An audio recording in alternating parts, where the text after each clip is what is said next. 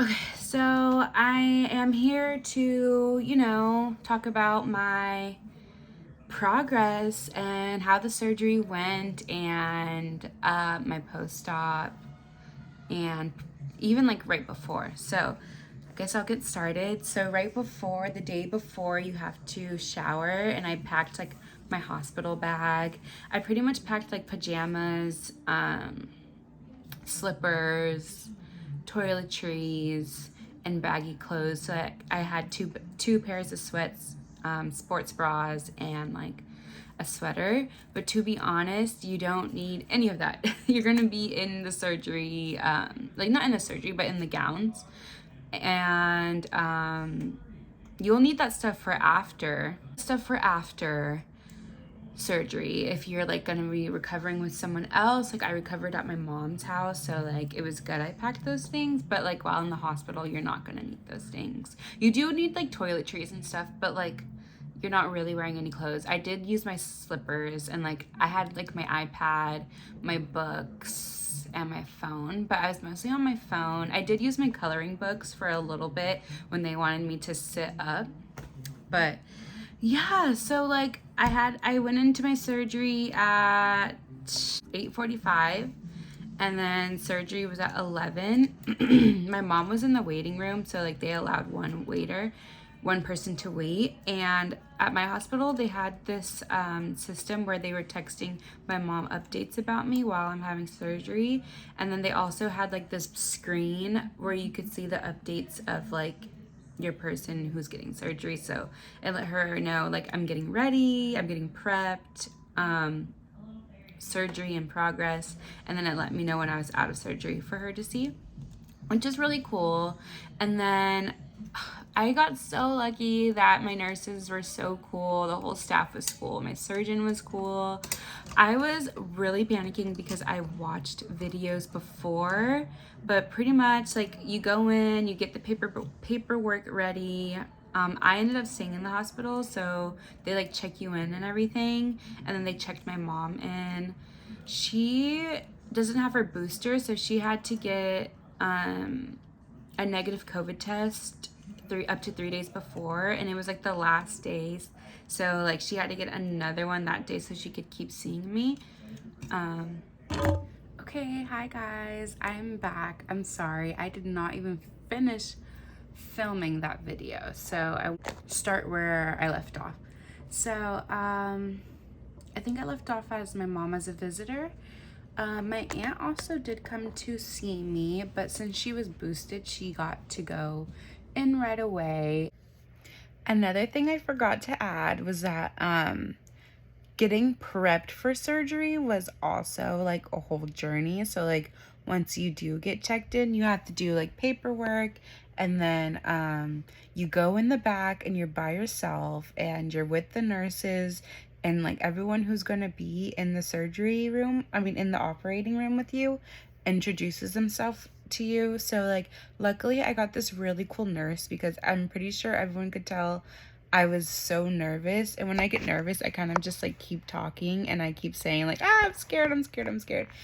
And so there was this nurse. He was like super funny. He was hilarious. He had the same last name as my mom, so he kept saying like, oh girl, we're cousins. He's also from the South and like African American. He was like this travel nurse, and so he was really making me feel comfortable because like I was so nervous. And then you also meet your anesthesiologist. They also do call you the day before, the anesthesiologist does, just to make sure like you did all your prep work and like not to eat after midnight and all this stuff. So you meet her, and if you're super nervous like I was, they give you a calming medicine, but they don't give that to you until after you meet your surgeon, because like you want to be awake for any last minute questions you have with your surgeon before you go in the operating room. So it took a while, and like they ask you so many questions that you have to check in your bag, all your belongings. They make you like list everything you have. You get like a wristband, they put in your IV, they give you water, like just like hydration IV, because you can't eat or drink anything after midnight, and so they want to make sure your body's hydrated before going to the bathroom. Also, something like, do not smoke if you're getting this operation, because they literally put like the anesthesia like in your lungs, and like they will know if you did smoke. It's just for like a safety precaution. And don't eat either. So where was I? Anesthesiologist. Yeah, so you meet her, you can't get any calming medicine. And so then like my surgeon finally came, and so I asked her like all the last minute questions I had, like how long surgery, like when will I see my mom after, like how's the waking up process gonna go. I just asked her like super like last minute questions. And so after that, like during my conversation with my surgeon, like once everyone realized I had no more questions, they were actually giving me the calming medicine through my IV. I had no idea. And so like right after the questions, she's like, okay, like I'll see you there. And I'm like panicking. I'm like, oh no, like it's time already. And so they're moving you, you're still awake, they're moving you in the bed to the operating room. And I immediately started feeling loopy. I was like, you guys gave me that medicine? They're like, yeah. They're like, don't you feel the champagne bubbles? Like they were trying to make it a joke and everything. And I was like, oh my gosh, no, it's happening, it's happening, it's happening. And like literally, you go into the operating room, you're still awake, and they have to transfer you to the operating table while you're awake and make sure your arms are touching the side. And I just remember like I couldn't even talk, but I was like telling the nurse who kept making me feel comfortable, I was like, make sure you watch over me, like don't let nothing happen to me. And I was like, and tell the surgeon like to only get the fibroids that she's able to get. If it's too hard, she doesn't have to get it. And he's like, I got you, like we're cousins, like don't worry. And then like the last thing I remember was him showing me his ID. And he's like, see, it's, well, okay, whatever. It said the last name. He's like, see, it says the last name on there. Like, I told you. And then I was like, oh, I see it. And then whoever was like doing my like prepping me, like there's a bunch of people and they're like they're putting like the little stickers on you. I literally had like you could still see it. I had a tan from whatever they put for your heart monitor. It like took off skin. It was crazy. There's a bunch of people like prepping you, and then they were like, don't move. And I was like, that's the last thing I remember. They said don't move, and I was like, don't move. And then like out, I was out.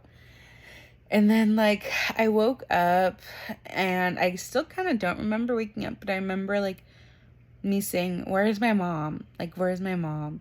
And they're like, oh, she's not in here, she's in your room. And I was like, where's my mom? And so like they took me there, and then I saw my mom. I was like, what are you doing here? Like I wasn't expecting her to be in there already. Like I didn't know like how she knew my room already when I wasn't there, but you know, I was out of it. I was like so mean to the nurses because after like the anesthesia, you are still so loopy. It still stays in your system. And so like they were trying to see if I could walk, and like I could not stand, but I knew like in my mind I kept remembering like from all the videos I would watch for post-op, like you have to walk, you have to walk. So I kept arguing with the nurse, the poor nurse. I kept arguing with her, and I was like, no, I have to walk, I know how important it is, let me walk. And then like I tried to stand, literally almost collapsed. So do not try walking your first day of surgery. Like just relax. They have the muscle thing, they have the massage things on your legs. You won't get any blood clots. You literally have a catheter on you. So I just recommend like just relaxing, because they come in there every 30 minutes. Every 30 minutes checking on you. They check your blood pressure. They check your heart rate. They give you medicine. They ask how you're doing. They're checking your IV. You do have an IV the first day, the first 2 days, or the first day for some people. And it's just like hydration, and it's like antibiotics for the first day. Yes, it is such a journey in the hospital. I kind of wanted to like back up and tell you how the surgery actually went. And so my face is huge. I've gained some weight, which whole other process of healing. Like I need to exercise. So my surgery lasted 3 hours, and they were going in expecting to take out 3 fibroids. They were expecting to take out 3 fibroids. It's a 2 to 3 hour surgery. And it turned out that they took out 20 fibroids. Crazy. It was not what they were expecting. My mom actually thought like she heard my surgeon wrong when she said that, but it was correct. It was 20 fibroids. I have like a picture. I won't insert it in here in case it's like a little graphic for you guys. But yeah, it was pretty big. And I think one of them were like 10 centimeters long, which was like the biggest one. So yeah, I feel so much lighter, and I'm so thankful for them to be out. Healing is 4 to 6 weeks. I've been on disability. I had tried to work from home for like a week, but I couldn't do it. And like, it was this whole process of them like trying to make me go back to work, since I haven't been at my company for a year, so I didn't qualify for FMLA. So I would probably like recommend getting that all situated with your job beforehand if you ever do get this surgery, just to make sure that like everything's stress-free, because stress is like the last thing you want to deal with when you're recovering. But yeah, so I was in the hospital for 3 nights, 4 days. I was in there for a while. One of the scariest parts in the hospital was that they couldn't get my heart rate down.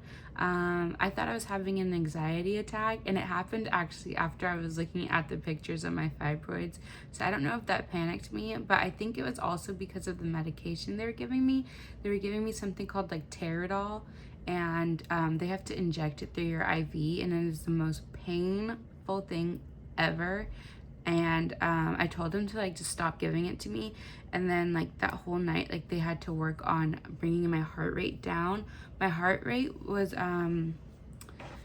heartbeats per minute was like 121, which is like not normal. It's supposed to be like 89. So like they just really had to make sure it was staying down to prevent any like complications from happening, and to like yeah, so that was like a whole night journey, and that was like really scary. I kept drinking water. You do not get any rest in the hospital. They're constantly waking you up. It's such a journey. What else? As for the catheter, you only have that for the first night, and then you're able to use the bathroom after, like at least urinating. In order to do like a bowel movement, I luckily did it in the hospital. Some people don't even do it while they're in the hospital, so they were like really proud of me. And walking, it was like super important. Even though it's painful, like I recommend walking, because you do not want blood clots. And then they had these like massagers on my legs for the first 2 days that I wasn't really walking, just to make sure to prevent blood clots. And then after that, like you just start walking at least like 4 times a day in the hospital.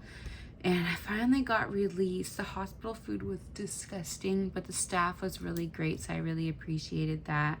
Tomorrow will be a month since my surgery, so healing has been really good. My scar looks really good. It was like a C-section scar. I started walking again, like actually going on walks. Like I did a 30-minute walk today, which it's really nice to start exercising again. Like it was really hard for me mentally, like not being able to do anything, and like just like being on the couch. I felt really lazy, and now I'm getting like my double chin back, and I'm like, ugh, disgusting. And so I'm excited to start working out again. I go back to work in person on Monday, which will be August 29th, and I had my surgery July 26th. So a month of work off is pretty good. I had my first menstrual cycle since surgery, and it happened a month after surgery. So you will be like a little late, but it will be because it's a week after it's a month after your surgery. So it was really, really painful the first day. Like it hurt as though I got my surgery all over again. It hurt as much as like the first week of surgery. And so I took the like stronger pain medicine because like, I could not handle it. But also I was told that I have like not endometriosis, but it's like something else where like my uterine wall is like meshing with the muscle, and so my doctor like warned me that my periods might start to hurt really bad, even though while I had my fibroids they didn't hurt. And so like this was like really hard for me and it was really painful, but after the first day like everything was normal. I'm able to use like, I don't know if this is TMI, but I'm able to use like tampons again, which was nice. I made sure to ask my doctor. I had my post-op appointment 2 weeks post surgery and it went really good. Yeah, she said I was healing great. They check inside, make sure everything's going good. Then you ask her like any follow-up questions. So like I can't exercise until, I can't like do like gym exercises until 6 weeks. So I have 2 more weeks of that, but I'm really like starting on walking, and I'm gonna go back on like my meal plan and diet next week because I'm gaining some pounds, girl, and it's not it. You can see on my face. No. But I enjoyed like recovering. I really wanted to like not stress on like my body or anything. I just wanted to focus on recovering, and so I really did like kind of eat whatever I wanted. And because I know like once I'm recovering, I'm gonna go back on my like healthy meal plan. So like I sure did eat 3 meals a day, and I had ice cream, and you know, like I did not drink alcohol at all. I only took like the heavy pain meds, like the Narcos, for I think like maybe less than 10 days. I think I only took it for 7 days, and then I took like the strong ibuprofen that she prescribed me. And then also like there's no antibiotics. You don't take any antibiotics or anything. What else am I missing? That was pretty much it. I stayed at my mom's for recovering. You have to lay on your back for a majority of it. I actually recommend sleeping on the couch. Sleeping on the couch was easier than sleeping on the bed for me. And so that's like mostly where I slept. You can't lift anything heavy. And so like I had my mom lifting things mostly for me, especially like grocery shopping. I did want to go like grocery shopping, but I didn't want to carry anything because like things are heavy. But it was good to like walk around and stuff and like just feel like a normal person. Like it was really hard for me because like I am always on the go, and so like just sitting being lazy was really hard for me. I had to binge watch a lot of shows, so I recommend like Grey's Anatomy, Southern Charm, Riverdale. I watched Claim to Fame. I watched Love Island. Like find some long binge-worthy shows while you're recovering. It definitely made like the process easier. My friends got me a lot of flowers, which was really sweet. So yeah, that was my post-op care. We are 1 month tomorrow, and so well, when I upload this video it'll be 1 month exactly. It went well. The pain is really bad. Like they say, it is bad, and it's more like physically and mentally like exhausting. And you just have to tell yourself you'll get through this. It'll get better. It'll get better. It'll get better. Like I was crying for like the first week since coming back home. It was just really taxing on the body, but it was all worth it. I can't like start trying for a child until 6 months, my doctor said. So like January I could start trying. I had my surgery in July, which seems far, but you know, you want your uterus to heal and everything so that you can carry a child to full term. So I definitely recommend listening to that advice. I recommend joining like a myomectomy support group. It could be scary, but it's also really supportive. They answer like all your questions you have. So I did that on Facebook, and I still like have questions about post-op, and like they're super helpful. Both post-op and pre-op, and even during surgery. So yeah, that was my open myomectomy journey. Please comment if you have any questions below or any comments. I'm so glad I had no complications.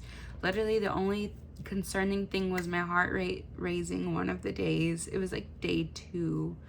But that is it.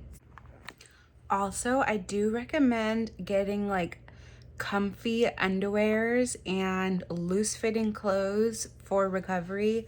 Like I literally wore granny panties the whole time I was recovering because you do not want nothing like on your stitches, and like you will feel that, and you don't want nothing tight. So I recommend getting a size up even if you did. Even if you're wearing granny panties. Like I made sure to buy like a really big size.